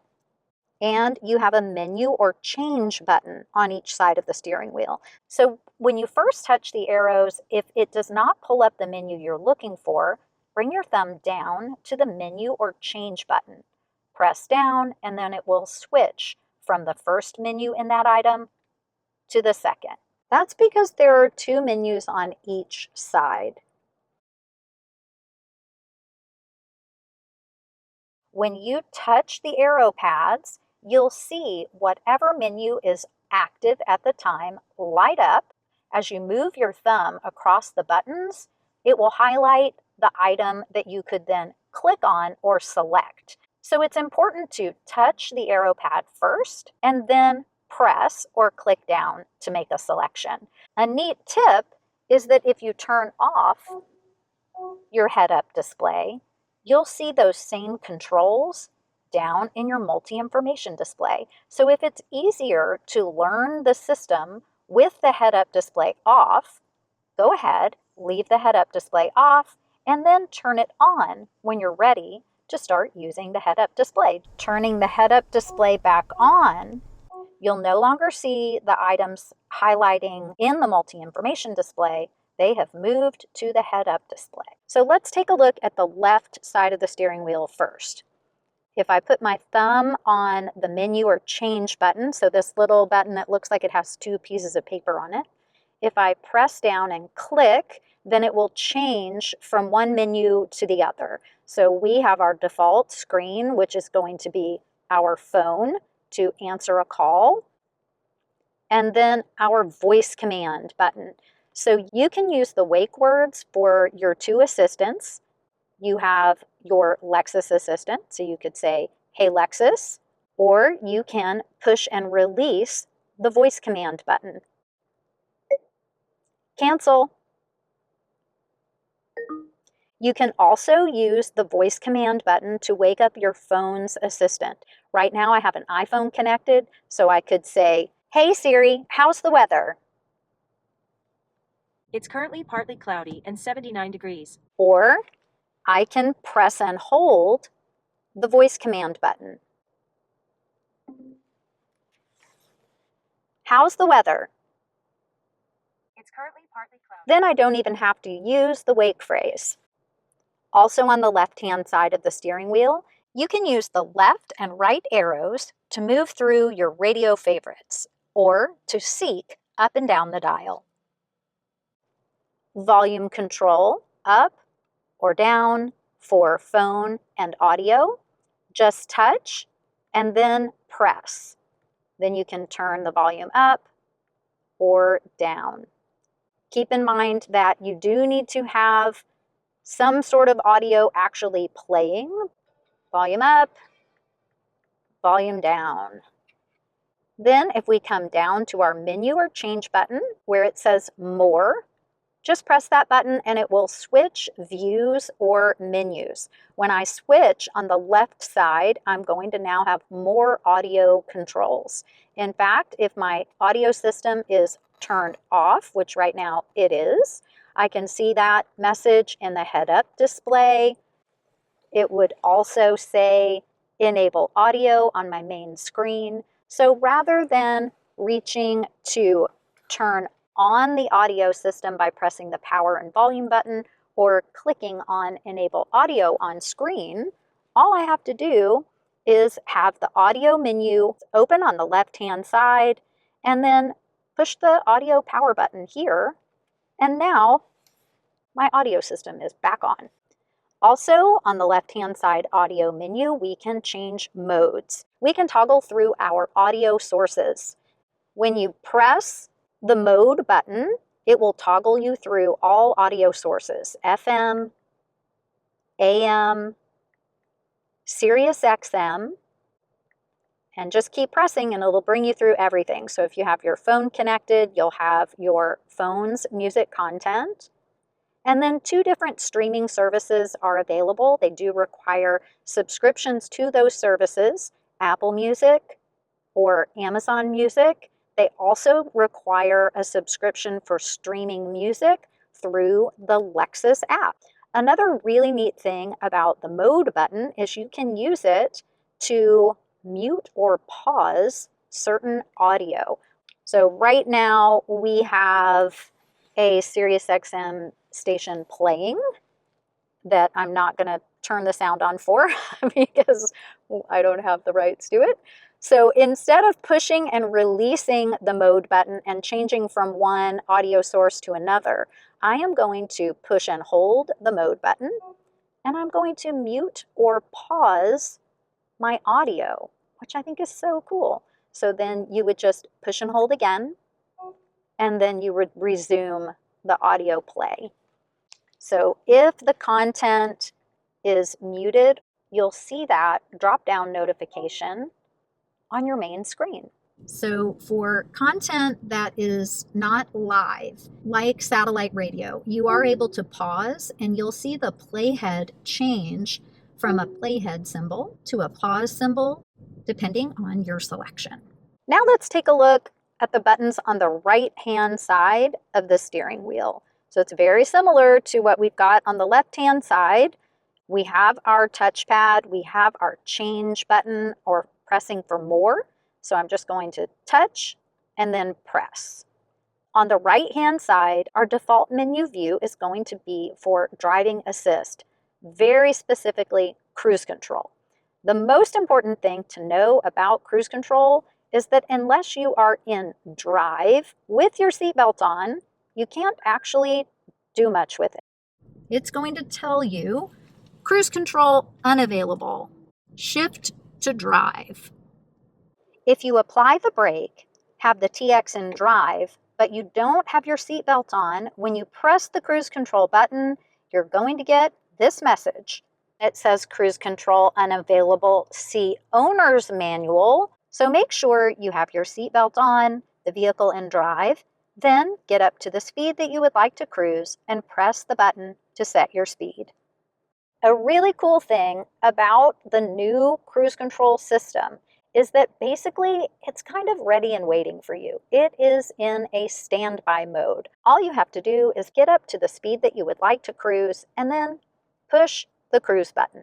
This is going to set your speed as long as you're going over 19 miles an hour. So if you are not yet going 19 miles an hour, like I'm not, I'm actually sitting here with my foot on the brake for you, it's going to say 19. That's because it's not going to actually engage your adaptive cruise control until you're going at least 19 miles per hour. If I now touch the arrow pad on the right-hand side, I have more controls for cruise control. I can set my following distance by pressing the left arrow. I have 4 different levels of following distance. This is like a buffer zone between you and the vehicle traveling in front of you. So I'm just going to press from 4 to 3 to 2 to 1. These are not exact car lengths. You want to think of this as the longest possible buffer zone, a little bit closer, a medium range buffer zone, and then the closest buffer zone. So how close do you want to get to the vehicle that you're following before the system begins to slow you down? Most people prefer starting out at the 3rd level, sometimes level 2 if you're already accustomed to an adaptive cruise control system. Just give it a try, and I always recommend erring on the side of caution and then learn what the system is like before you start making closer customizations. Notice that with the arrows on the right-hand side, once you've activated cruise, you can cancel by pressing the right arrow or tapping on the brake. Then you can resume by pressing the up arrow. Once we are cruising, where it says resume, it will have a plus symbol. So you can increase by pressing the up arrow, and then you could decrease your speed by pressing the down arrow. If you would like to change from adaptive cruise to standard or speed-only cruise, you need to turn off the adaptive cruise, come over to mode, press the mode button, and you'll be changing from adaptive cruise to cruise control, which is speed only. So I'm just pressing that down arrow for the mode button with cruise control turned off. If I have regular cruise or speed only selected, the symbol for the cruise control feature is actually going to change. So the symbol on the right-hand side right now is just a speedometer with an arrow.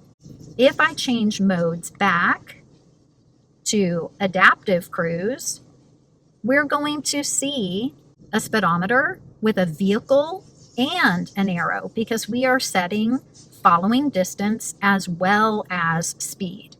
Another important piece of information, if you are learning about this system and you have regular cruise, so speed only cruise selected, and you press the button to activate your cruise mode, it's not going to let you do it. You have to be driving and going over 19 miles an hour for your speed only cruise control to be selected. Also on the steering wheel on the right hand side is your lane trace assist feature. So when you touch lane trace assist, it's going to pop up a message letting you know whether or not it is on or off. Just toggle to turn lane trace assist on or off. To use lane trace assist, the actual tracing feature, you must have cruise control on and set. Once cruise is on and set, you are able to allow the system to trace off of the vehicle in front of you. So if you're in heavier traffic or the system is having trouble identifying the lane markers on the freeway, the vehicle is able to trace off of the vehicle that you are following. So it's just an additional feature for lane monitoring. Go ahead and press the More or Menu button on the right-hand side of the steering wheel. In the display section, you can raise or lower your head-up display. This is a great way to do it because you're sitting there looking right at it. So if you turn off your head-up display, just know that when you access the display screen menu, you will not see the raise or lower for the head-up display because you have turned it off. So if you want to raise or lower the head-up display, make sure it's turned on. Then make sure that you are on the display menu items. Up arrow to raise it and down arrow to lower. Let's go through our display settings. Notice it says DISP to the left and the right. When you touch the left or right arrow on the display menu, it is going to say meter display, and then it will tell you which display number you're on, either 1, pressing the right arrow to 2, pressing the right arrow again for 3, pressing the right arrow, and we are back to 1. So there are 3 customizable main screens. I'm going to continue to arrow to the right, and if you have messages available, they could be service-related messages or things like this low fuel warning. You'll see a summary of those messages here. It's really more of a recap because these messages also appear as pop-ups and some have additional icons on screen like the low fuel icon here. The messages screen is actually not even visible at all times. So if you arrow left or right and you see your 3 main screens and you arrow again and you don't see the messages screen, don't worry. It just means you don't have any messages at that time. Now let's explore the customizable multi-information display. I'm going to show you how to operate it with the standard version of the steering wheel and the head-up version of the steering wheel. We'll take a quick look at some important customizations for the appearance of the display, and then I'll show you step by step how to make selections for the content that you can see on each of the 3 available screens. But first, let's cover some basics. I want to make sure that you know that the style or layout that you see also changes with the drive mode you select and the meter type that you select. So some of my footage will show meter type 1, some will show meter type 2, but usually I am in the normal drive mode. But let me just give you a little bit of an idea of how this all works. Select the gear to come to Settings, scroll down to Vehicle Customize, and then select Meter. This is our meter settings menu. We're going to go into detail on all of this in part 2, but I want you to know what this does for your customizable multi-information display while we're talking about that in part 1. Meter type, select to open that, and we have 3 different options. Meter type 1 with a large singular central gauge. Meter type 2 with 2 circular gauges. And meter type 3, no circular gauges, just a really more minimalistic layout. Coming back to meter type 1, just push OK after you've made your selection. Open the shortcut menu, our little ice cube tray. Scroll over to Drive Mode. When you select the Eco Drive Mode, you'll have the blue theme on your display. When you select the Sport Drive Mode, you'll have a red theme. Coming back to normal, and it's more of that monochromatic appearance. To customize pages on the multi-information display, you need to do that one page at a time. With the standard steering wheel, you'll use these buttons on the left side of the steering wheel for selection and customization. You will use the left and right arrows to select the page that you'd like to customize. We'll use the right arrow to click through screen number 1, number 2, and number 3. Let's arrow over again, and it tells you hold OK to customize. So we'll press and hold the OK button, and now we've activated the customization mode. Then use the arrow pad to move through the items that are available to show on that page. Then you are going to exit customization by pushing the U-turn or go back button. So we'll just press that.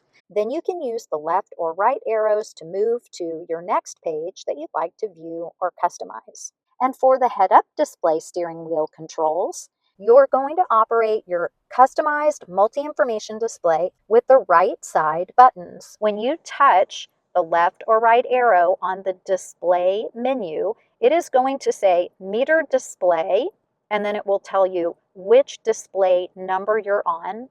Just arrow to the page that you want to customize, and then push and hold the arrow button to enter customization mode. Then use the up or down and left or right arrows to customize any of the content that you would like to view on that page. Arrow to the left and choose an item for our left screen. Arrow to the right again, and we'll choose an item for our right screen.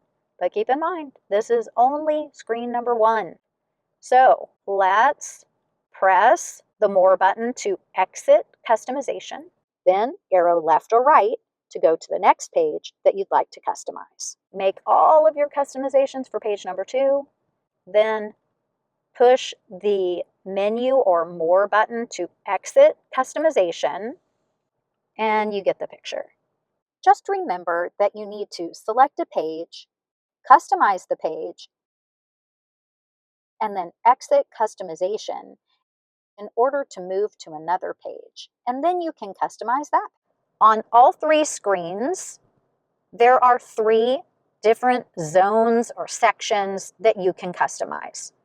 The center section on each page has all of the same list of available items to view, no matter which page you're on, and the left and right screens all have the same items to choose from. It's going to default you to that center view. Here are the options that you have for the center view. You can choose a blank center section, arrow down. You have driving support information for cruise control, lane monitoring, etc. Arrowing down, map 1. When you have the Lexus Drive Connect navigation activated, you'll not only see the maps on your main display, but you'll have the option of 2 different map views in your customizable multi-information display. Coming down to select map 2, and it's a slightly wider map view. If you activate a route with a navigation app through Apple CarPlay or Android Auto, that information is not going to carry over to the customizable display on your multi-information display. So if you have selected either map 1 or map 2, and you put in a route through Apple CarPlay or Android Auto, this screen might appear blank, and you'll have additional navigation information such as your next turn appear in other places on your display or in the head-up display. But when you end the route, your Lexus navigation will reappear on the multi-information display if that's your selection. Apple Maps through CarPlay, Lexus Maps in the multi-information display. Arrowing down for a blank screen. It's pretty common for the customizable display to have a blank screen as the default central view. So go ahead and make that customization. Once you've made your selection, arrow to the left, and then you can change what shows up on the left side of the multi-information display. The list that you see as you move up or down is going to be identical on the right-hand side. So choose something that you would like on the left-hand side, then arrow over, and just know you have the exact same list available on the right-hand side, so pick something else. So you can loop through fuel economy, arrowing down, EV ratio, so this is only on hybrid models that you're going to see the EV ratio. Arrowing down again to a small driving support screen. So if you already have driving support selected in the center, you probably wouldn't want to have driving support selected here when you have so many other options to choose from. Arrowing down again, we could have navigation information on one side. Arrowing down again for audio. Arrowing down, a drive information screen. Arrowing down, our energy monitor screen for hybrid models, arrowing down again for sports gauges, arrowing down to the boost gauge, arrowing down for the G-force monitor, and arrowing down to our gear position. And if we arrow down again, we'll be back to the top of our menu selection.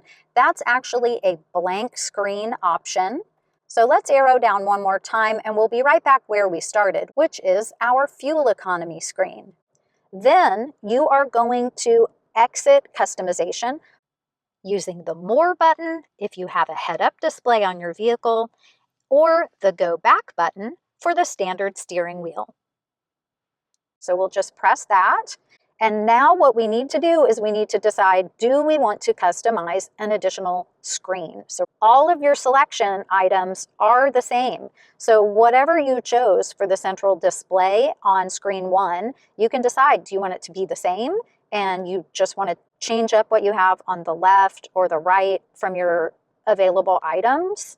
Completely up to you. Just move through your list up or down, nice and simple. Or do you want to have 3 completely different setups? All things are possible. And if this seems completely ridiculous and overwhelming to you, skip it and just go with the default settings until you decide that you want to play around with something like this. Pressing the button to exit customization. You'll notice paddle shifters on each side of the steering wheel.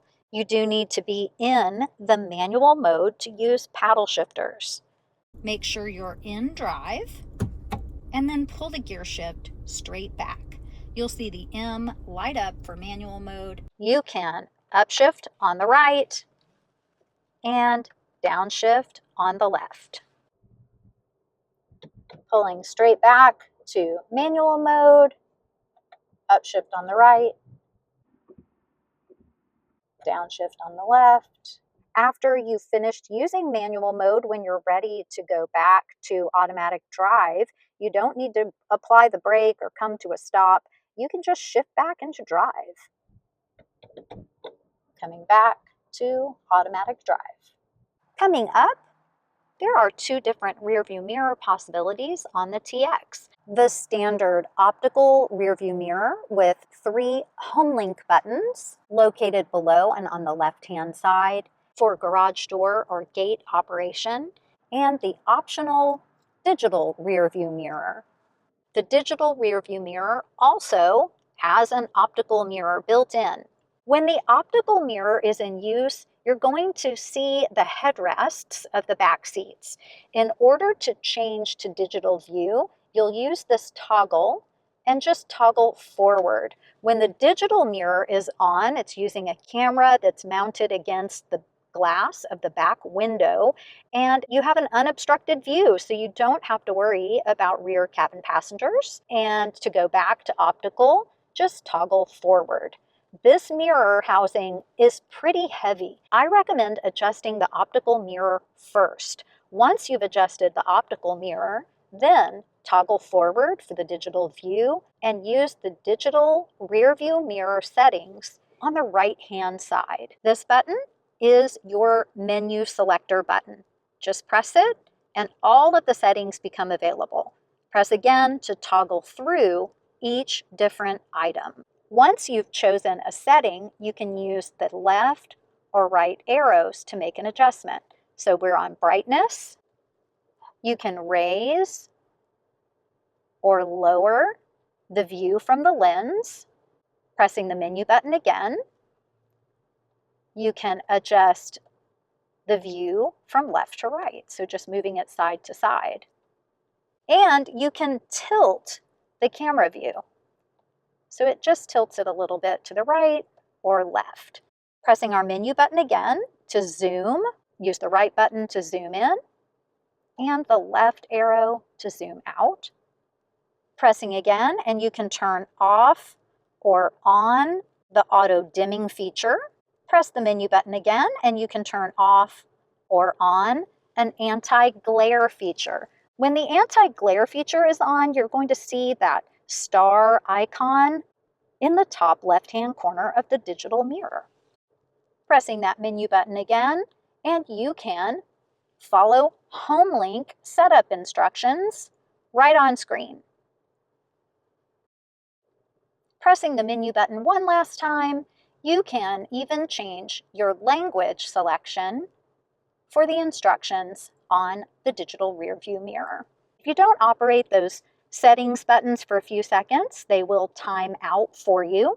Another icon to be aware of is the camera icon in the top right-hand corner of the screen, just an additional reminder that the camera view is active. Below the mirror on the left-hand side are your 3 home link buttons for garage door or gate operation. When you're ready to go back to the optical view, just toggle forward. Keep in mind that when you are using the digital view, it is common for the mirror housing to feel a bit warm to the touch.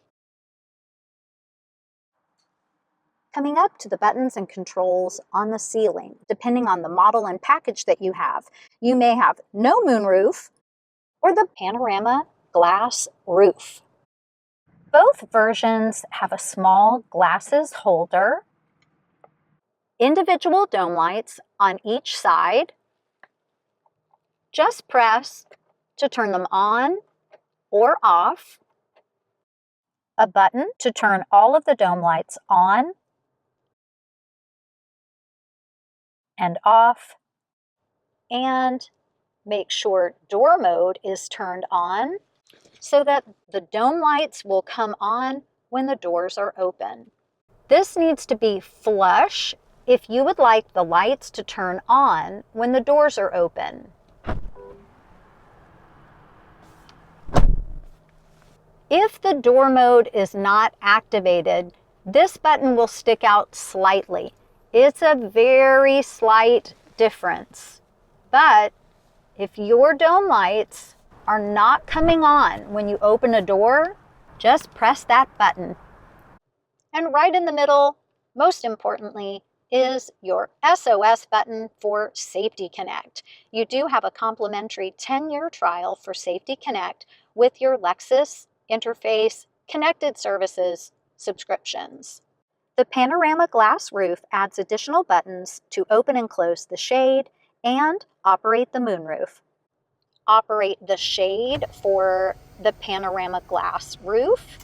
Press the front of the button to close the shade and the back of the button to open it. Just think of the direction that you would like the shade to go and press the button going in that direction.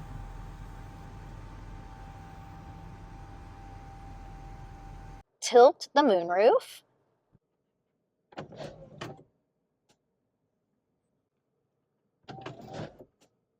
And open or close the moonroof.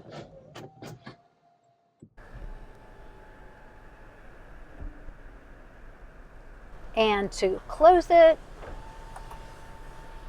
press the front button. You'll need to press one more time to fully close. The first press of the front button will bring the glass forward, but it does leave the back part of it lifted open. So if you would like to fully close the moonroof, you will need to press that button a second time. And let's come all the way down below our air conditioning vents. You'll see the buttons to operate Advanced Park and the 360 view monitor feature that we'll go over in part 2 of this series, 2 USB-C ports for charging, and 1 USB-C port for charging and data. That means you could plug in an iPhone or an Android phone for tethered Apple CarPlay or Android Auto if you prefer. Coming down to the wireless charging tray, when the vehicle is on, the charging tray is on. So you'll see that green light. If you have a compatible phone and your case is not too thick, when you place your phone on the charger, you'll see a message on the top of your screen, and you'll see the charging icon light up in blue. When it's blue, it's charging. When it's gray, it's not. It is normal for the charging to turn off and on just to protect the battery on your cell phone, just to try to keep it from overheating. Below the charging tray, you'll see a small storage area, including a 12-volt accessory charger. Just push to close that tray. Taking a look along the center console, you have 2 removable cup holders. Just press the button that says unlock, and you can take out each one of the cup holder inserts and just have a much larger storage area if that's your preference. When you're ready, just pop them right back into place. They're not magnetic. They do need to snap into place. So I find that if you put the solid edge in first and then snap that down, they line up really nicely. Let's take a look at the shifter setup. You may even have a little cheat sheet attached to the gear shift. Apply the brake, push P for park. For all other shift positions, we're going to move to the left first. Apply the brake, left and up or forward, and you're in reverse. Left and back or down, and you're in drive. Left and hold, and you are in neutral. Handy for going through a car wash. After you've made it through that car wash, when you're ready to get back into drive, just apply the brake, left and back, let it go, and you're in drive. Just remember that you don't have to hold the shifter. So when you're wanting to go to reverse, you don't have to leave it there. Just let it go and it goes back to that standby position. Press P for park and you're all set. The layout for the buttons below the gear shift will vary depending on the model and equipment on your vehicle. But all TX models will have brake hold, the automatic parking brake, and traction control, which you can turn off or leave on. The brake hold feature will hold your foot brake for you. You must have your seatbelt on, shift into drive. Then you can press hold. You'll see hold light up in green, letting you know that the feature is turned on, and hold in gold, letting you know that it's going to hold your foot brake for you. That means I can remove my foot from the brake and we're still not going anywhere. When I'm ready to drive, I just need to apply the accelerator. I'll be driving again, apply the brake. When I see hold in gold, and I can even see my brake light indicators, which is really cool. So hold in gold, and that means I can remove my foot from the brake. So this might be something that you would like to use if maybe you're stuck at a train for a little while and you just don't feel like pressing down on the brake the whole time. It will time out eventually and let you know that you need to apply the foot brake, or it will put the vehicle in park. When the feature is on, it will light up the icon in green. When it's ready to hold the foot brake for you, it will say hold in gold. When you're ready to turn the feature off, just press the button again, and you'll see the icon or icons turn off. All TXs also have an automatic emergency or parking brake right here. Normally, when you put the vehicle in park, you'll see the word park on your display in red, letting you know that the emergency parking brake has been applied. When you shift into gear, that automatic parking brake or emergency parking brake will be disengaged. Press P for park, and the parking brake is applied. If you would like to manually operate the parking brake, make sure to press on the brake. Then you can push down on the parking brake button to turn off the parking brake. Push down and hold. And that will disable the automatic function. With your foot on the brake, if you lift up on the button, it will apply the parking brake. You'll actually feel the brake pedal depress underneath your foot. Lift up and hold. And then the auto feature has been turned back on, that shift interlock function. That just means when you shift from gear into park, it is going to automatically operate the parking brake for you. You'll also see the traction control button on all TX models. Just press to turn traction control off if you need your wheels to spin more based on the terrain that you're driving on. But under most day-to-day driving conditions, we want traction control to remain on. So if you press the button and it says traction control turned off, press again to turn it back on. The all-gas TX350 and TX350 all-wheel drive will have an auto engine start-stop button located here. When the feature is turned on and you're in gear and you come to a complete stop, the engine may cycle off if it can. If it's not able to cycle off, you might see a message on the screen letting you know to press the brake more or that it's needed for climate control. Keep in mind that the engine is only going to shut off if it can and still operate all of the accessories that you have running on the vehicle, including and most importantly, your climate control system. If you don't like that, just press the button to disable it.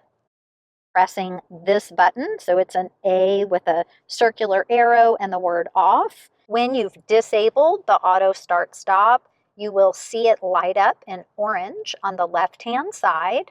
You do have to disable it every drive cycle. So that means when you turn the vehicle on, if you do not want the auto start stop to operate, you do need to press this button.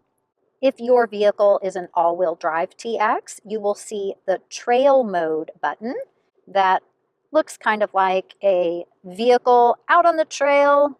Some people think it looks like a Christmas tree. When you press that, The trail mode icon will light up in green. Trail mode is just for light off-roading, so it's that same icon.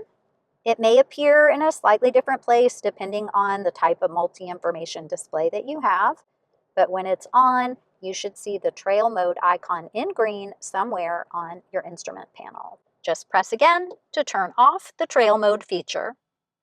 TXs with all-wheel drive system will also have downhill assist control. Shift into gear, drive, or even reverse, and you can turn on downhill assist control.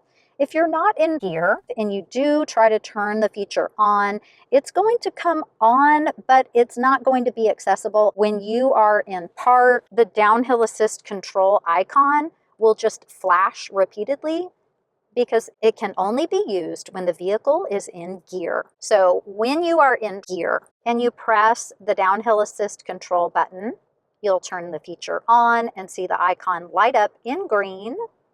When you press it again, you'll turn the feature off. The plug-in hybrid will have two different hybrid powertrain buttons here. It is very difficult for me to get a plug-in hybrid to film in right now, but I do have some details for you about these buttons from a different Lexus plug-in hybrid that I was able to film. To allow the vehicle to automatically change from EV to HV mode, just press the button to make sure you see Auto EV HV. If you'd like to take over and select a mode, use the HV EV and hold charge button, push and release to toggle through the selection of either hybrid vehicle mode or electric vehicle mode. Keep in mind that the electric vehicle mode might be limited depending on the charge level of your hybrid battery. If you need to support the battery with additional charge, go ahead and push and hold the hold charge button. You'll see the charge mode icon appear on screen and you'll hear and feel the gasoline engine turn on to provide additional charge for your hybrid battery. The front armrest opens in two separate sections. Nice large storage area. There aren't any charging ports or anything inside. Just close it up when you're ready. Well, thank you so much for stopping by the Lexus Virtual Classroom today for part 1 in our Lexus TX Deep Dive series. You should see a link below for part 2. Don't forget to like and subscribe and click the bell so that you can be notified when I release technology videos, our Tech Tip Tuesday series that will help you make the most of your Lexus. Thanks again for stopping by. We'll see you next time. So should we call it the Lexus Texas or the Texas Lexus? I'm going for that. The new Texas Lexus, the Lexus TX. We'll slide this into that spot and it may go flying off. You will lock the vehicle, so turn to the left. Now our vehicle is locked. Whoops, now it's unlocked. Hold on, hold please. And I want to give you a quick disclaimer. It is not easy to film the head-up display, so here's what we've got going on. I have a book laying down on the windshield, and that's allowing the head-up display to have a solid background, and I'm filming the head-up display with a different phone mounted to the windshield. Obviously, I will not be driving like that. There you have it, behind the scenes.